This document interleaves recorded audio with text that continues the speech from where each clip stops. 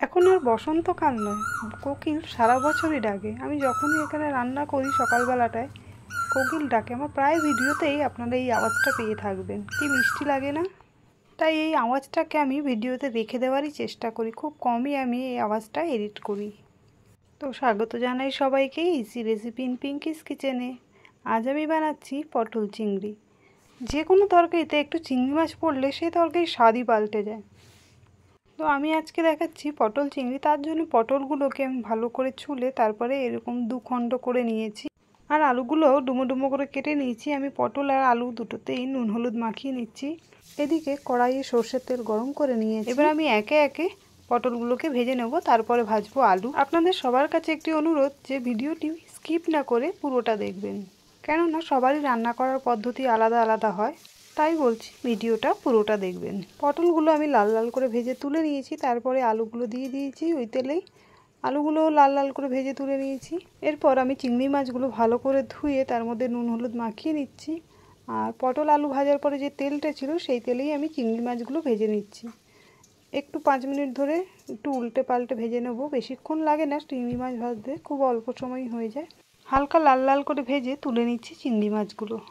চিংড়ি মাছগুলো ভেজে তুলে নেওয়ার পরে যে তেলটা ছিল আমি তার মধ্যে আর একটু তেল অ্যাড করছি।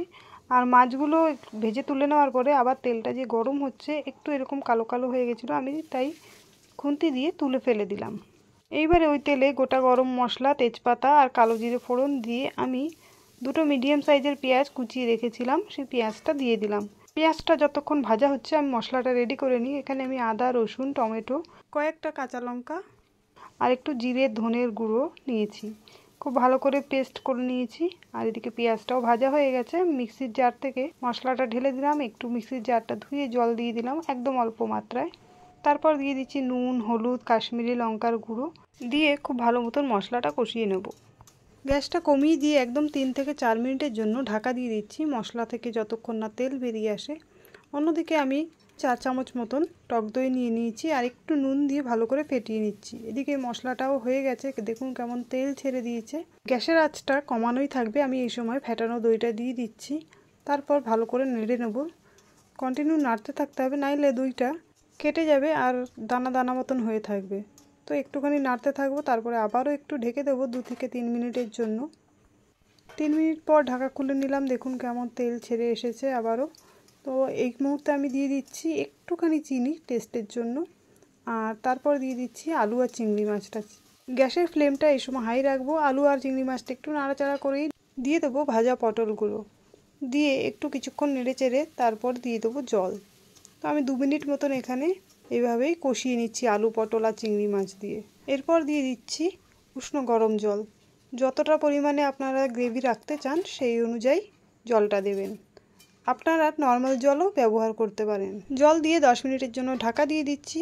আর 10 মিনিট পর ঢাকা খুলে দেখুন গ্রেভি একদম রেডি। আমি দেখে নিচ্ছি আলুটা সেদ্ধ হয়েছে কিনা। তো খুব ভালোভাবে আলুটা সেদ্ধ হয়ে গেছে। ঝোলের কালারটাও খুব সুন্দর এসেছে। পটল চিংড়ি গ্রেভি না খুব পাতলা হয় আবার না খুব ঘন হয়, তো এইরকম আমি রাখছি। আর একটু ঘি গরম মশলা দিয়ে, ঘিয়ের বদলে আমি এখানে বাটার ইউজ করছি, আপনারা ঘি ব্যবহার করতে পারেন। তো বাটার আর গরম মশলাটা দিয়ে আমি গ্যাস বন্ধ করে 5 মিনিটের জন্য ওইভাবেই রেখে দিয়েছিলাম। 5 মিনিট পর সার্ভ করে নিয়েছি পটল চিংড়ি। আপনাদের এই রেসিপিটা পছন্দ হলে অবশ্যই কমেন্টের মাধ্যমে জানাবেন। আর চ্যানেলটিকে অবশ্যই সাবস্ক্রাইব করবেন, লাইক আর শেয়ার করতেও ভুলবেন না।